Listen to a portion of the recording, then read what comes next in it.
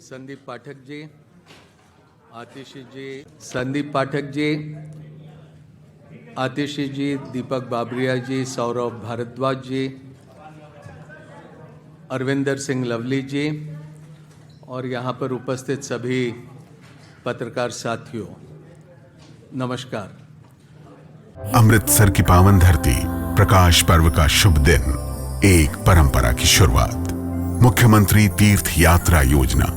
अब हर उम्र और हर तबके के लोग अपने अपने तीर्थ स्थलों का सफर कर सकेंगे। नांदेड़ यानी खंड श्री हुजूर साहिब तख्त। बस भगवंत मान दे बहुत शुक्रमान है, साडा बेटा है भगवंत मान। मुख्यमंत्री मान ने इन हजारों बूढ़े माँ बाप के लिए एक बेटे का फर्ज निभाया है। पिछले कुछ समय से इंडिया गठबंधन के विभिन्न राजनीतिक दलों के साथ में लोकसभा के सीट शेयरिंग को लेकर चर्चा चलते रही और आपको इस बात की जानकारी है कि 2 दिन पहले ही समाजवादी पार्टी के साथ भारतीय राष्ट्रीय कांग्रेस पार्टी का सीट शेयरिंग को लेकर समझौता हुआ। उसकी घोषणा लखनऊ से हुई। समाजवादी पार्टी को 1 सीट लोकसभा की खजुराहो ये मध्य प्रदेश में देने का भी ऐलान लखनऊ से किया गया। पिछले दिनों में आम आदमी पार्टी के साथ लंबी चर्चा हुई और चर्चा के उपरांत भारतीय राष्ट्रीय कांग्रेस और आम आदमी पार्टी के बीच सीटों को लेकर समझौता हुआ है, जिसको आपके समक्ष यहां पर मैं रखने का काम करूंगा।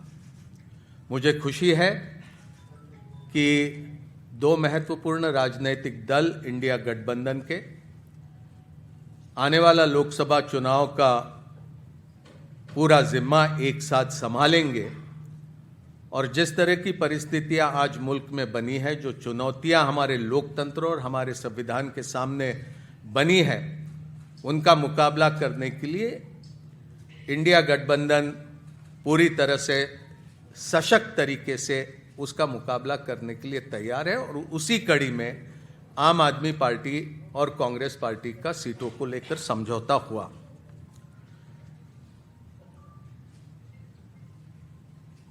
दिल्ली लोकसभा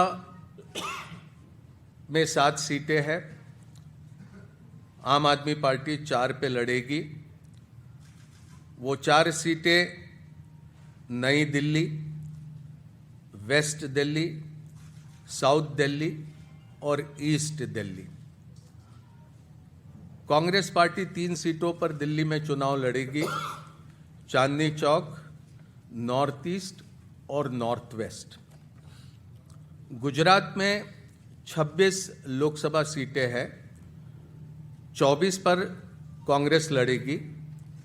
2 सीटों पर आम आदमी पार्टी के प्रत्याशी रहेंगे। भरूच लोकसभा और भावनगर लोकसभा की ये सीटें होगी। हरियाणा में 10 लोकसभा सीटों में से 9 सीटों पर भारतीय राष्ट्रीय कांग्रेस लड़ेगी और 1 सीट जो कुरुक्षेत्र की है, वहां पर आम आदमी पार्टी के प्रत्याशी लड़ेंगे। चंडीगढ़ को लेकर लंबी चर्चा हुई, लेकिन आखिरी में यह तय किया गया कि चंडीगढ़ में भारतीय राष्ट्रीय कांग्रेस के प्रत्याशी चुनाव लड़ेंगे। गोवा में भी, खास करके दक्षिण गोवा में विस्तार से चर्चा हुई, लेकिन फिर यह तय किया गया कि गोवा की दोनों सीटें ये भारतीय राष्ट्रीय कांग्रेस पार्टी लड़ेंगी। तो संक्षेप में ये सीटों को लेकर ये जानकारी आपके समक्ष रखनी थी। ये संभव है, 2 अलग अलग राजनीतिक दल हम होने की वजह से अलग अलग चुनाव चिन्हों पर हम ये चुनाव लड़ेंगे, लेकिन हमारी जिम्मेदारी रहेगी कि दिल्ली में कांग्रेस पार्टी 3 पर प्रत्याशी रखने के बाद भी 7 पर हम किस तरह से कामयाब हो सकते हैं, उस दिशा में हमारा प्रयास रहेगा और हमारे तमाम कार्यकर्ता और नेता उस दिशा में प्रयास करेंगे।